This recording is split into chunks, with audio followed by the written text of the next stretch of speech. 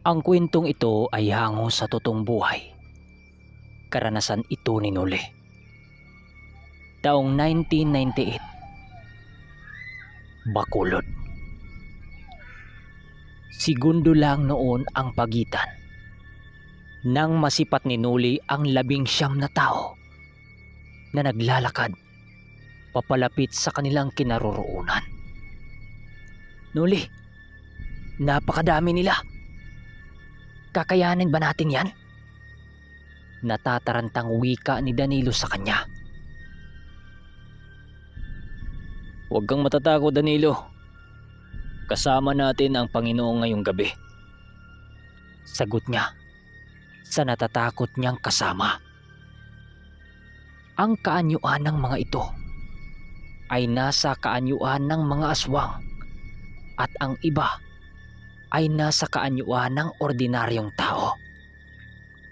Nang makalapit na ito sa kanilang kinaroroonan, agad-agad niyang dinadasal ang nagliliyab na kampilan at inihip sa hawak-hawak niyang tabak.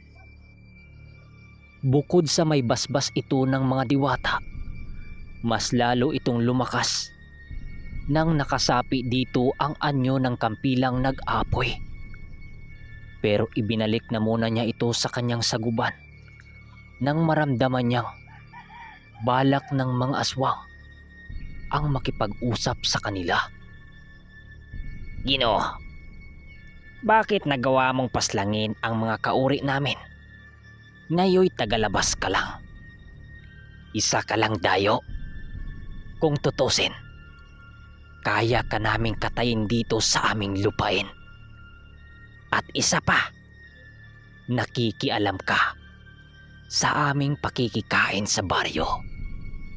Ikaw at ang iyong kasama, ninais mo bang mag-aklas ng digmaan laban sa amin? Tanong ng isang pinunong aswang. Hindi kami nag-aaklas ng digmaan. Pinigilan ko lang ang pagpatay nyo sa mga inosenteng mga tao. Kung nais nyong kumain, doon kayo sa bayan. Maghanap ng iyong pagkain. Huwag dito sa baryo. Ang hanapin nyo, yung mga taong salot sa lipunan. Ang gusto ko lang, biktimahin nyo ang mga taong walang silbi at merong masasamang gawain sa lipunang ito. Huwag nyo sanang kalilimutan. Tao rin kayo. Sa umaga, at kagaya nyo ang mga taong inyong binibiktima. Sagot naman ni Noli. Ganon ba?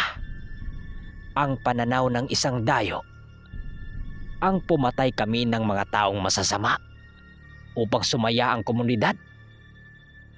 Bakit kami maglalaan ng oras para sa ganyang walang kabuluhang bagay? Ang mga tao ay nararapat lang na patayin dahil sila ang mababang uri kisa sa amin. Wala na silang silbi sa mundo, kundi ay ang pagkain ng aming uri. Sagot ng pinunong matanda. At dahil sa sinabing mong yan, ikaw na mismo ang nagdesisyon para sa iyong kauri. Wala na kaming pagpipilian, kundi ang lipulin kayong lahat sa mga oras na ito. Simulan niyo na ang magdasal sa lahat ng kinikilala niyong demonyo. Wika ni Noli. Kasabay ng kanyang pagbitaw ng mga katagang yun ay ang muling paglapat ng kanyang mga kamay sa lupa upang hulaan ang daang lusutan ng mga ito. Si Danilo naman, nakaluhod na ito sa lupa upang tawagin ang kinikilala nitong gabay na gabay ng mga sinaunang mandirigmang antingero. Kung napakinggan nyo kung saan niya nakita ang gabay na yon, balikan nyo ang mutya ng gabi. Maya-maya pa, dinukot na niya ang kanyang 2 tabak at kasabay nito ang pagsisikinangan ng mga markas sa kanyang batok nang siyang labis na ikinagulat ng mga aswang na kanyang mga kalaban. Maging ang gabunang kausap niya ay nagulat din ito nang masipat nito ang kanyang anyo. Dahil sa wala na noong pagpilian ang mga aswang, pinili nilang pagtulungan silang dalawa. Kahit gaano pa kalakas ang tinataglay nyo, hindi nyo kaya ang dami ng aming bilang. Maaring kaya mong pumatay ng ilan, pero sisiguraduhin ko sa inyo na bago matapos ang gabing to, ay yuyuko ka at luluhod sa harapan ko. Wika ng gabunan. Kasabay ng pagwika nito ay ang dahan-dahang pagbabago ng anyo nito upang paghandaan ang nalalapit nilang sagpaan. Sa pagpalit ng kaanyuan ng matandang yun ay ang pagbiyak ng napakalaki nitong bunganga hanggang sa may liig nito.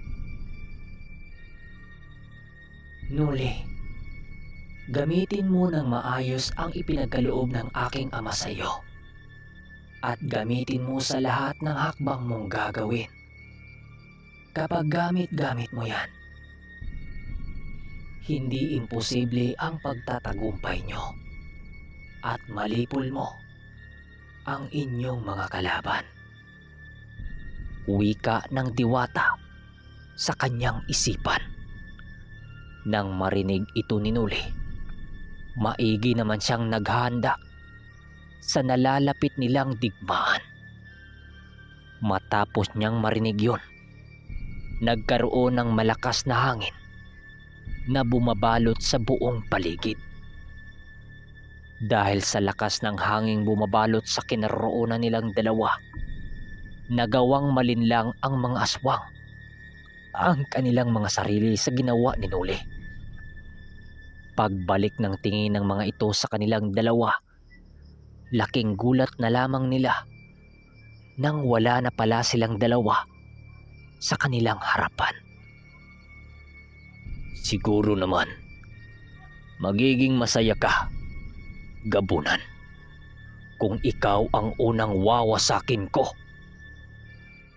Bulong ni Nuli sa likuran ng matandang gabunan. Nang marinig ito ng gabunan, hindi na nito nagawang lumingon sa kanyang likuran.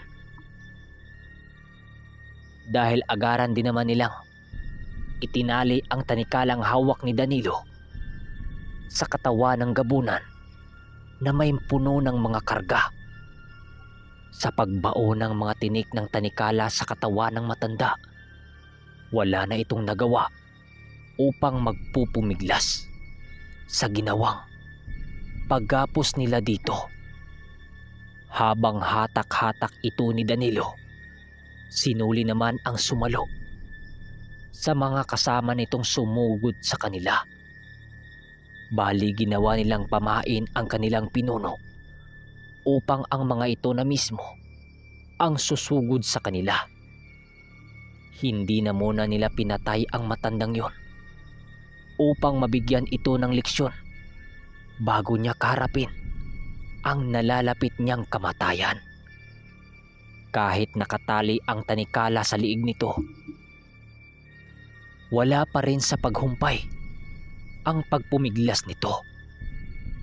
Pero dahil sa lakas ng espiritual na pamakong dala ni Danilo, hindi na ito makakatakas sa kanya. Ilang minuto pa ang makalipas, 5 na ang nalalagas sa hanay ng mga gabunan. Kahit hindi gaano kalalim ang nagawang sugat sa kanila ng tabak, nagagawa sila nitong patayin nang walang kahirap-hirap dahil na rin sa nag-aapoy na kampilan.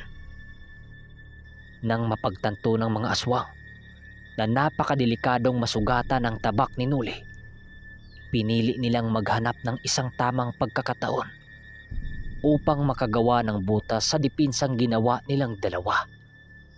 Pansin kasi nilang hindi ito gumalaw sa kanilang kinaroroonan. Sa kadahilanang abala ito sa pagkontrol ng kanyang armas.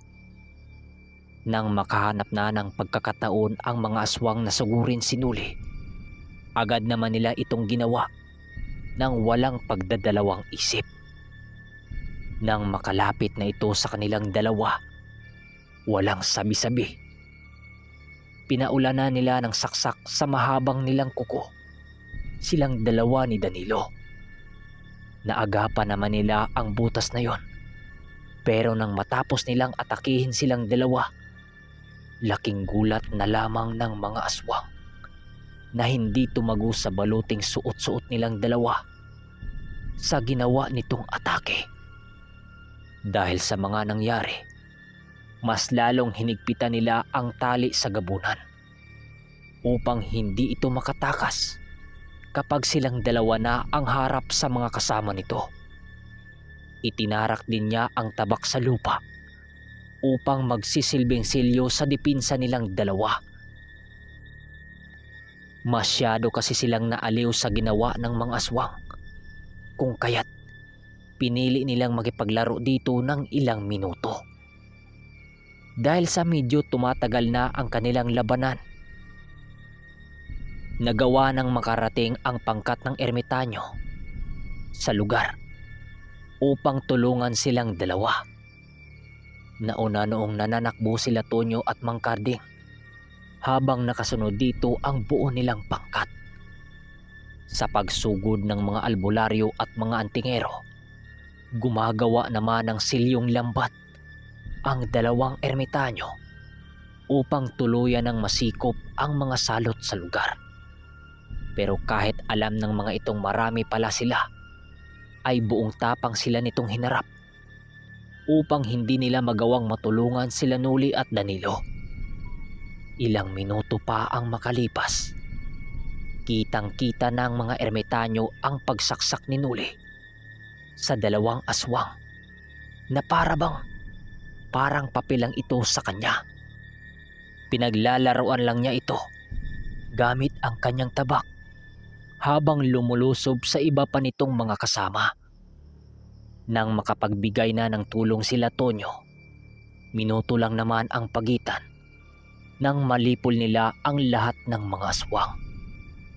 Matapos ang mga pangyayaring yun, tanging ang gabunan na lamang ang natitirang buhay sa mga hanay nito. Nagsisigaw ito na parabang natatakot ito sa kanyang kamatayan. Ilang minuto pa ang makalipas, tuluyan na itong nilapitan ng dalawang ermitanyo. "Manong, ito na ho ang gabunan sa baryo ng Urang," wika ni Nuli. Tumawa lang naman si Mang Carpio at nagwika ng,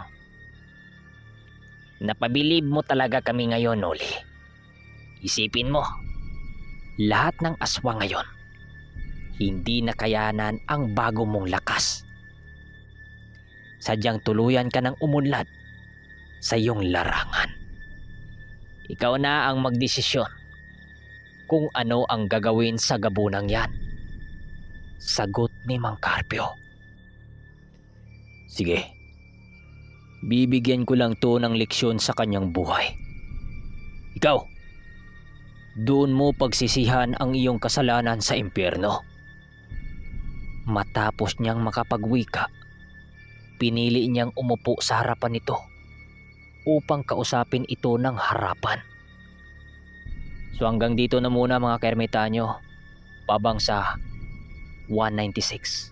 Maraming salamat."